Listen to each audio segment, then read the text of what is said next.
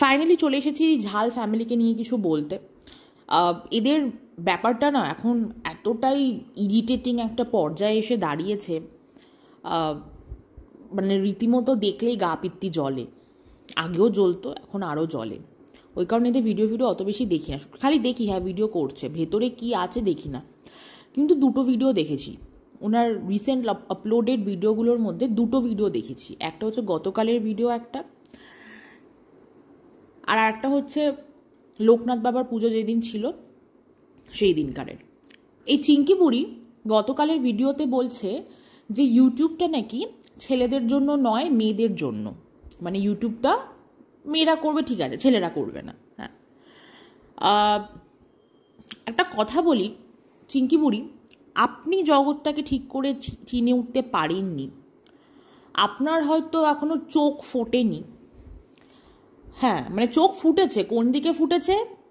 নেশা, পরকিয়া, সংসার ভাঙা, কন্ট্রোভার্সি করা, কুটকাচালি করা, নোংরামো, এগুলোতে আপনার চোখ ফুটেছে।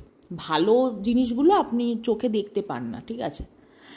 যাই হোক, যখনই ভালো আমাদের গোটা পৃথিবী বা ভারতবর্ষে যখনই ভালো কিছু ঘটে আপনার চোখ বন্ধ থাকে, তখন আপনি এগুলো দেখেন না। আসলে আপনি তো ওই শিক্ষিত ভদ্র সমাজ থেকে বিলং করেন না, এবং আপনি তো সুস্থ নন। যাই হোক, তো আপনাকে একটা কথা বলি চিঙ্কি বুড়ি, আমাদের ইউটিউবে না অনেক বড় বড় ইউটিউবার আছে যারা কিনা ছেলে। কিছু ইউটিউবারদের কথা বলি, আমাদের বাংলাতে যদি দেখেন, বঙ্গায় একজন ছেলে, আশা করছি বঙ্গায় মেয়ে নয়, একজন ছেলে, ঠিক আছে? তারপরে প্রচুর দেখবেন ব্লগার আছে যারা অ্যাকচুয়ালি মানে ছেলেই, বায়োলজিক্যালি, মেন্টালি, সব দিক দিয়ে তারা ছেলেই। হ্যাঁ, যেমন ধরুন ইনসাইড আউট, যদিও তারা কাপল ব্লগার, বাট মোস্টলি কাজটা কিন্তু করে সৌহার্দ্যই, সে একজন ছেলে। বলি আর একজন আছে লিভিং উইথ রাহুল, তার তো চ্যানেলটার নামই তার নামে, লিভিং উইথ রাহুল, নিজের নামে, মানে সেও একজন ছেলে, ঠিক আছে? তার ওয়াইফ ক্যামেরা শাই ছিল কোনো একটা সময়, তাই তার ওয়াইফ সবসময় আগে ভিডিওতে আসতো না, এখন খুব ফ্রিকুয়েন্টলি আসেন, মানে এখন ক্যামেরা ফ্রেন্ডলি হয়ে গেছে। বাট ব্লগিংটা স্টার্ট করেছিল আসলে রাহুল, যে একজন ছেলে, ঠিক আছে? তাছাড়া আরও অনেক মানে মেল ইউটিউব কন্টেন্ট ক্রিয়েটার আছে আমাদের বেঙ্গলি কমিউনিটিতে। ছোট্ট ছেলে আছে, রোস্টিং থেকে বেরিয়ে যদি আমি পডকাস্টের দিকে যাই, পডকাস্টেও অনেক ছেলেরা আছে, মানে মেল পডকাস্টার্স আছে। হ্যাঁ, তো আরও অনেক, মানে ফিন্যান্স নিয়ে যদিও আমাদের বেঙ্গলি কমিউনিটিতে কাজটা একটু কমই হয়, বাট একজন দুজন বানান ফিন্যান্সের ওপর ভিডিও, তারা ছেলে। প্রচুর আছে, জানেন তো, সাকসেসফুল অনেক ইউটিউবার আছে যারা ছেলে। হ্যাঁ, তাদের মধ্যে কেউ কেউ তাদের সাইডে একটা প্রফেশন আছে, আবার কারোর সাইডে প্রফেশন ছিল না, ইউটিউবে সাকসেসফুল হওয়ার পর তারা সাইডে একটা প্রফেশন করে নিয়েছে, ঠিক আছে? কিন্তু তারা কিন্তু they are well known bloggers on YouTube, বা well known content creators on YouTube, sorry, সবাই তো ব্লগিং করে না, well known content creators on YouTube, কিন্তু তারা ছেলে। কিছু কিছু কাজের ছেলে মেয়ের ভাগ হয়, সেটা হাতে গোনা কয়েকটাই। বেশিরভাগ কাজে না ছেলে মেয়ের ভাগ বলে কিছু হয় না।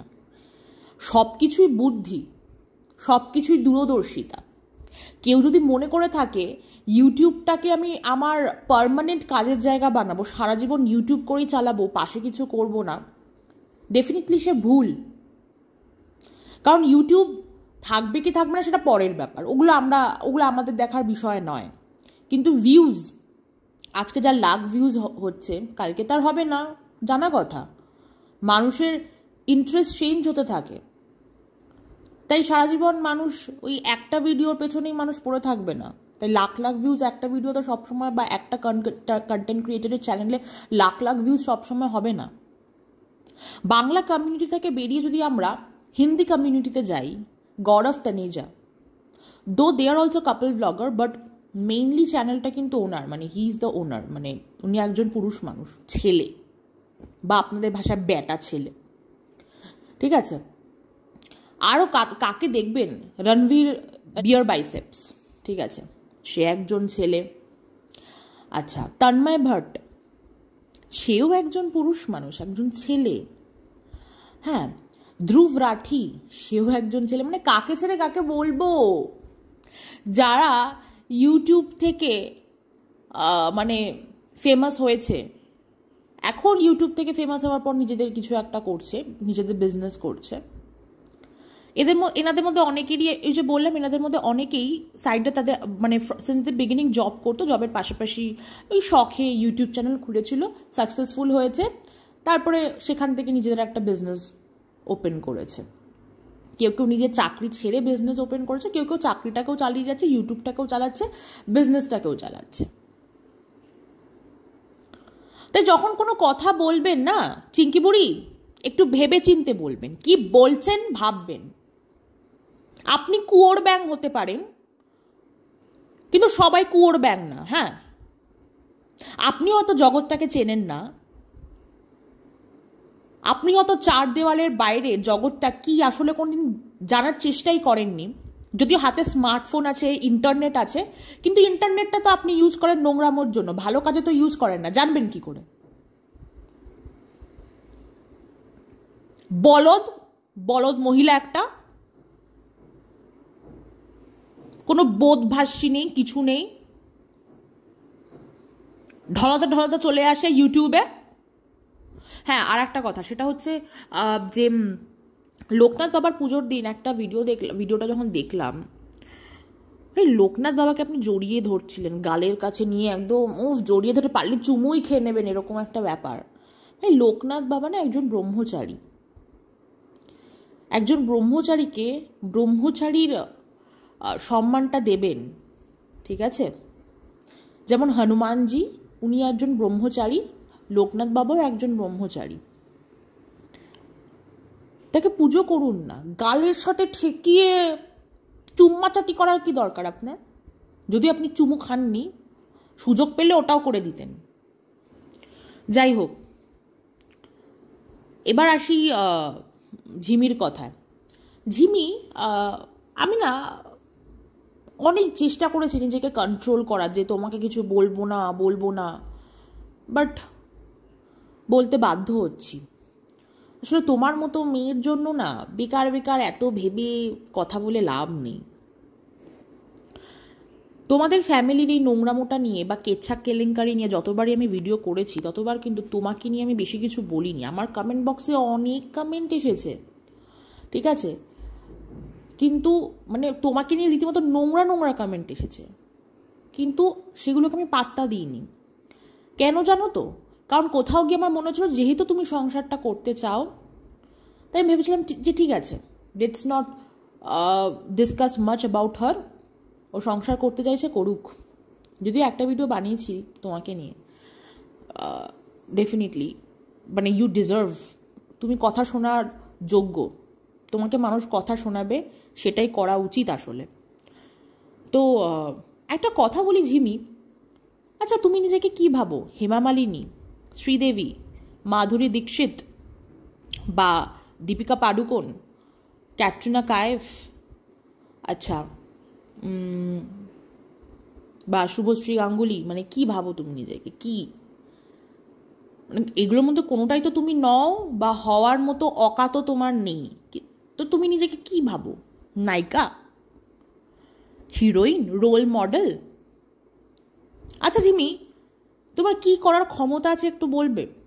তুমি কোন কাজটা ঠিকঠাক সম্পূর্ণভাবে করতে পারো একটু বলবে? পড়াশোনায় গোল্লা, ঠিক আছে, পড়াশোনার বেলায় পড়াশোনা না করিয়ে, পড়াশোনার সময় পড়াশোনা না করে নেচে বেরিয়েছো। তুমি যে পড়াশোনায় গোল্লা, সেটা আবার তুমি তোমার চ্যানেলে লাইভে বসে বলেছো যে হ্যাঁ আমি ব্যাক পেয়েছি, আমি পড়াশোনা ছেড়ে দিয়েছি, ঠিক আছে। মানে তুমি মা সরস্বতীর আরাধনায় একেবারে গোল্লা, এদিকে সারাদিন মহাদেব মহাদেব করো, ঠিক আছে। আচ্ছা, তুমি নাচতে পারো, এটা আমি অনেকবার আমার অনেক ভিডিওতে বলেছি যে তোমার মধ্যে নাচার একটা ট্যালেন্ট আছে, তুমি যদি সেটাকে নার্চার করো তুমি অনেক দূর অবধি যাবে। বাট আর বলবো না, কাকে বলবো? আরে তাকেই বলা যায় যার নিজের গরজ থাকে। তোমার তো গরজ নেই, তুমি তো কোনো কিছু সম্পূর্ণভাবে ঠিকঠাকভাবে করতে পারো না। তোমাকে কেন বলবো, তোমাকে কেন সাজেশনস দেবো? যাও রিলস শর্টসেই নাচো। মানুষ আজকে ভিড় করছে তোমার ভিডিও দেখার জন্য, কালকে ভিড় করবে না। সেদিন কি হবে, কি হবে ঝিমি তোমার? তখন কোথায় গিয়ে নাচ দেখাবে ঝিমি? আমি জিজ্ঞেস করছি কোথায় গিয়ে নাচ দেখাবে, আমি কিন্তু বলছি না তুমি কোথায় গিয়ে নাচবে। সুতরাং তুমি তোমার এক্সট্রা কারিকুলার অ্যাক্টিভিটিস এগুলোও তুমি সম্পূর্ণভাবে ঠিকভাবে করতে পারোনি। আচ্ছা, বিয়ে মানে পড়াশোনার বয়সে পেছন পাকামি করে বিয়ে করেছো, সে বিয়েটাও ঠিকঠাকভাবে এক্সিকিউট করতে পারছো না, সংসারটাও ঠিক করে করতে পারছো না। কয়েক মাস বাদে বাদেই তোমার বাপের বাড়ির কথা মনে পড়ছে, চলে আসছো, আবার বাপের বাড়িতে কয়েক মাস থেকে আবার যখন বাই উঠছে আবার শ্বশুর বাড়ি ফিরে যাচ্ছ।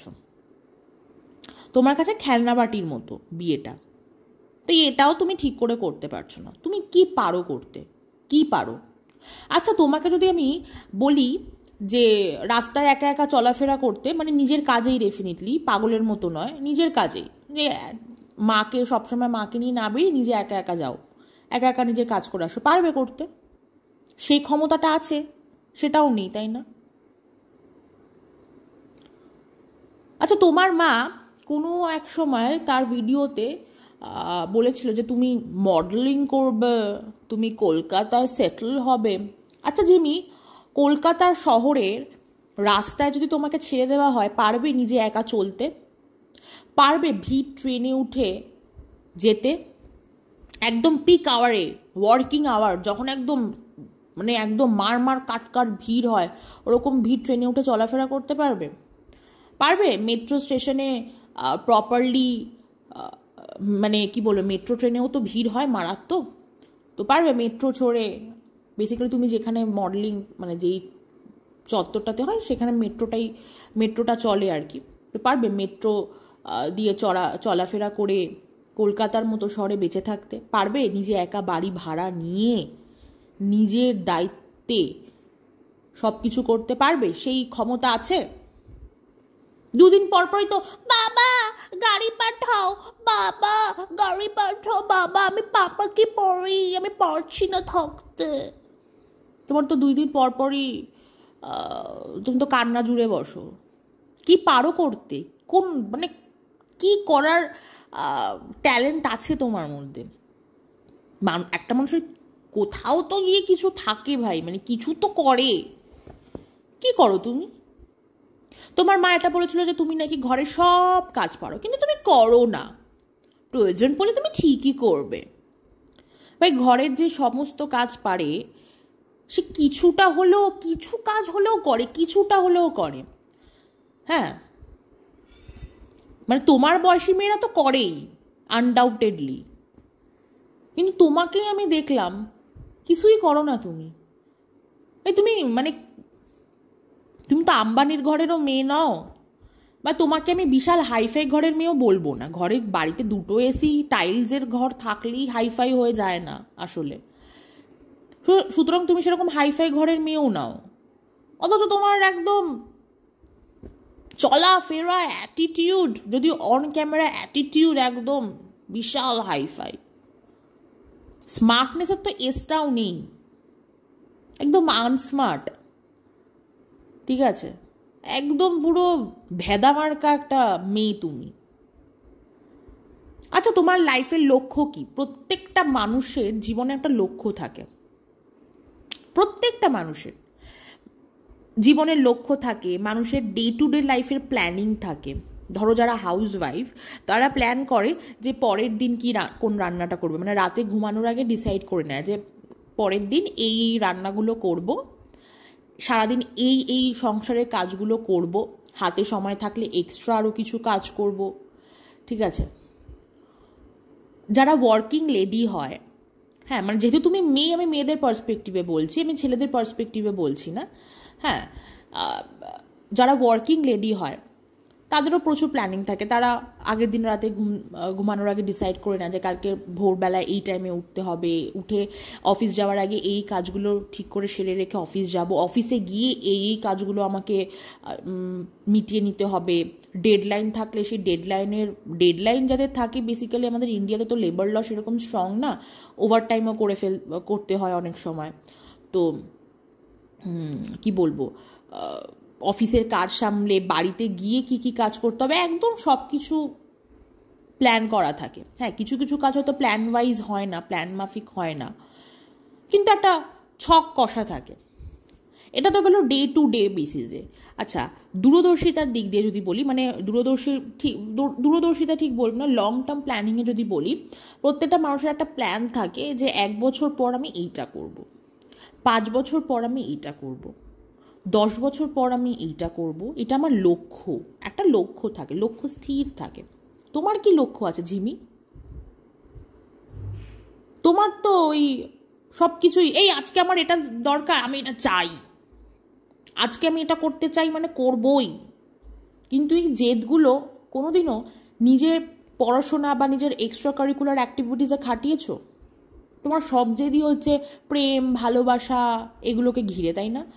সংসার, রান্না বাটি, খেলা এগুলোকে ঘিরে, তাও সেগুলো ঠিক করে করতে পারো না। ওই যে বললাম, মানে তোমার কোনো কিছুই ঠিকঠাক প্রপারলি করার ক্ষমতা নেই, তুমি পারোই না করতে। কি করো জিমি? মানে হোয়াট ইজ ইয়োর এম? একটা এমলেস লাইফ লিড করছো তুমি।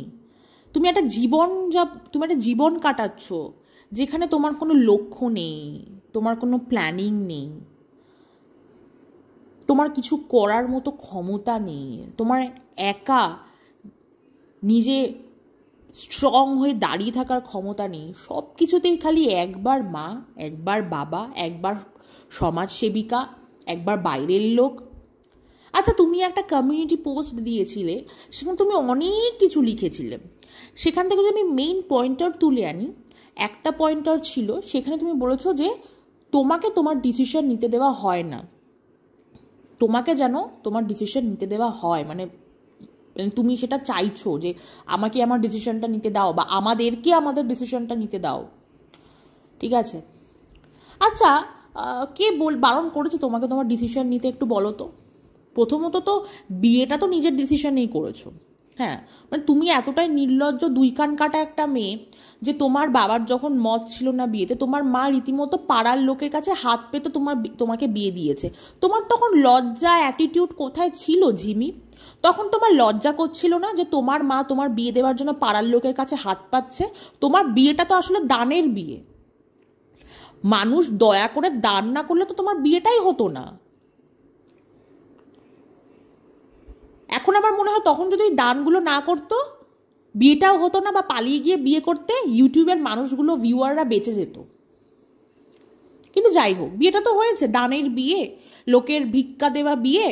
ঠিক আছে, সেই বিয়েটা তুমি করলে, নাচতে নাচতে সেজে গুজে বিয়েটা করলে, বাবার অমতে লোকের ভিক্ষা নিয়ে বিয়ে করলে। সে বিয়েটা এক্সিকিউট করার মতো ক্ষমতা তোমার নেই। ঠিক আছে, তারপরে কি next? What is your next step? আচ্ছা, হ্যাঁ, যে কথাটা কমিউনিটি পোস্ট নিয়ে কথা বলছিলাম, তো সেখানে বলছে ডিসিশন, ওকে যেন ওর ডিসিশন নিতে দেওয়া হয়। আচ্ছা জিমি, তাহলে তোমার মা কেন প্রত্যেকবার এই বাইরের লোকদেরকে টেনে আনে? কোথায় বাবলি মুখার্জি ম্যাডাম, কোথায় সঙ্গীতা চক্রবর্তী ম্যাডাম, আরও পারিপার্শ্বিক, আরও এই ধরিত্রীদি, সোমাদি, সীমাদি, ঠিক আছে, এই সবাইকে টেনে আনে কেন গো? তুমি তো তোমার মাকে বলতে পারো যে আমাকে আমার ডিসিশন নিতে দাও। কেন গো? তোমার মাই তো লোককে টেনে আনে, মানুষ তো নিজে যেতে যায় না। তোমার মা কান্না কাটি করে আমাকে বাঁচাও, আমাকে বাঁচাও। তুমি নিজেও কান্নাকাটি করে লাইভে সঙ্গীতা দি আমাকে বাঁচাও, সীমা দি আমাকে সঙ্গীতা দির নাম্বারটা দাও। তোমরাই তো বাইরের লোককে টেনে আনো, তোমরাই তো সবাইকে জড়ো করো তোমাদের সাহায্য করার জন্য। এতই যখন নিজের ডিসিশন নেওয়ার ইচ্ছা, নিজে প্রবলেমগুলো নিজে সলভ করো না, মানুষের মাথা খাও কেন তোমরা?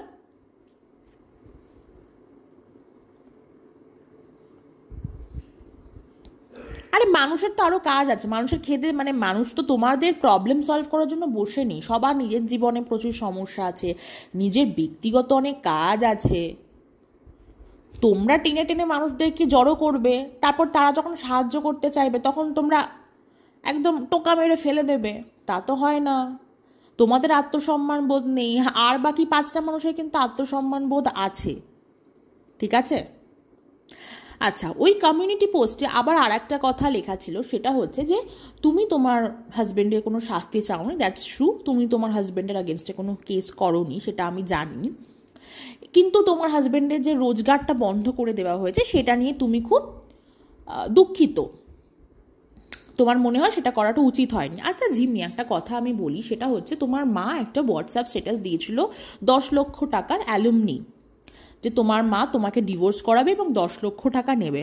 তোমার মা তোমাকে যে সস্তা বানিয়ে রেখেছে ভাই, ডিভোর্স করলে যে 10 লাখ টাকা অ্যালুমনি হয় জানতাম না, মানে আমি তো জানতাম তার থেকে বেশি হয়। যাই হোক, তুমি সস্তার মাল, মানে আমি মাল বলছি মানে ভেবো না যে আমি তোমাকে অপমান করছি, তোমার মাই তোমাকে সস্তার মাল বানিয়ে রেখে দিয়েছে, ঠিক আছে? যাই হোক, তো কিভাবে বানিয়ে রেখেছে সেটা কি ভাঙিয়ে বলতে হবে ঝিমি? তোমার মা তোমার বর শাশুড়ির সাথে দর কষাকষি করে এসি ওয়াশিং মেশিন দিয়ে এসছে, টাকা দিয়ে বিক্রি করতে চেয়েছে তোমাকে, ঠিক আছে ঝিমি? যাই হোক, তো ঝিমি ওই আসি এই বিষয়টাতেই আসি, যে তুমি তোমার বরের যে তোমার বর যে কাজ করতে পারছে না সেটা নিয়ে তোমার খুব খারাপ লাগছে।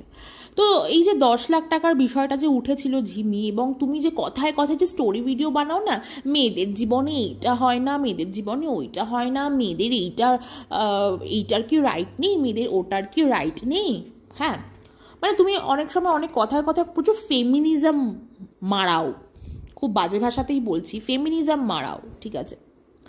তো ঝিমি, এখানে তোমার ফেমিনিজম কোথায় গেল? আজকে তোমার বরের রোজগার বন্ধ, ঠিক আছে, তো তোমার বরের পাশে দাঁড়ানোর দায়িত্বটা কার?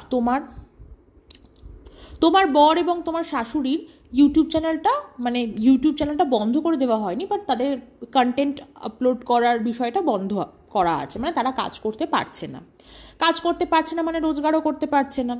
তাহলে তোমার চ্যানেলটা তো বন্ধ করার তখনও অবধি কোনো ভার্ডিক্ট আসেনি বা কোনো অর্ডার আসেনি, তাহলে তোমার কি উচিত ছিল? তোমার চ্যানেলটা কন্টিনিউ করে তোমার চ্যানেলে ভিডিও আপলোড করে সংসারটাকে চালানোর, তোমার শ্বশুর বাড়ির মানুষের পাশে দাঁড়ানোর। কিন্তু তোমার তো এসকেপিস্ট মেন্টালিটি, তুমি তো বিপদ দেখলে সেখান থেকে পালিয়ে আসতে চাও, যেই দেখলে যে এদের রোজগার বন্ধ, কপালে কিছু জুটবে না, এসি তো দূর কি বাদ, অমনি পালিয়ে চলে এলে, তাই না? বাবাকে বলে পাপা, তখনই তুমি হঠাৎ করে পাপা কি পরি হয়ে গেলে। তার আগে তোমার বাবা নাকি তোমাকে ব্যাড টাচ করেছে, তোমাকে রেপ করেছে, কত কথা বললে, বাপরে বাপ কি কষ্ট মেয়েটার জীবনে। কোথায় গেল তোমার ফেমিনিজম? হ্যাঁ, সব কিছুর বেলায় ফেমিনিজম আছে, শর্টস পরার বেলায় ফেমিনিজম, ট্যাটু করার বেলায় ফেমিনিজম, সাজগোজের বেলায় ফেমিনিজম, কিন্তু যখন প্র্যাকটিক্যাল একটা সিচুয়েশন আসলো সেখানে তোমার ফেমিনিজম কোথায় ঝিমি? কোথায়? আমি ট্যাটু করা শর্টস পরাটাকে খারাপ বলছি না, বিকজ শর্টস আমিও পরি, আজকাল প্রত্যেকটা মেয়েই শর্টস পরে, ট্যাটু অনেকে করে, কিন্তু তুমি যেসব জায়গায় ট্যাটু করে রেখেছো বাছাধন, তোমাকে তো ধোয়া তুলসী পাতা কোনোদিনই বলা যায় না বাছাধন। কোথায় তোমার ফেমিনিজম? কোথায় ঝিমি? কেন শ্বশুর বাড়ি থেকে চলে এলে ঝিমি? অত্যাচার নাকি বরের রোজগার বন্ধ হয়ে গেছে সেই খাবার জুটবে না, এসির হাওয়া জুটবে না বলে চলে এসছো ঝিমি? জানো তো ঝিমি, হাতে স্মার্টফোন নিয়ে শর্টস আর রিলস করলেই আর ট্যাটু করলেই 1000টা, আর শর্টস পরলে মানে শর্ট ড্রেস পরলেই না আধুনিক হওয়া যায় না ঝিমি। আধুনিক হওয়া তাকে বলে যে সমাজের সাথে তালে তাল মিলিয়ে চলতে পারে ঝিমি। জানো ঝিমি, এমন অনেক দম্পতি আছে, কাপল আছে যারা ওয়ার্কিং, দুজনে একসাথে কাজ করে, ঠিক আছে? এবার দেখো, আমি প্রাইভেট সেক্টরের দিক দিয়ে বলছি, প্রাইভেট সেক্টরে তো অ্যাকচুয়ালি আমাদের যে গ্লোবাল মার্কেট, ঠিক আছে, সেটা তো ডিপেন্ড করে ডেফিনেটলি গ্লোবাল ইকোনমিক্সের ওপর, ঠিক আছে? বাট তুমি এত কিছু বুঝবে কিনা জানি না, এইটুকু বলে রাখি, প্রাইভেট জব আমি একেবারে টেম্পোরারি বলবো না, বাট সেটা টু সাম এক্সটেন্ট তো টেম্পোরারি, নট লাইক সরকারি চাকরি। তো অনেক সময় কি হয়, এই যে আমাদের তুমি কি গ্লোবাল নিউজ, গ্লোবালি কি কি ঘটনা ঘটছে খবর রাখো? খবর রাখো না আশা করছি, তুমি কিছুই জানো না ছাপড়িগিরি ছাড়া।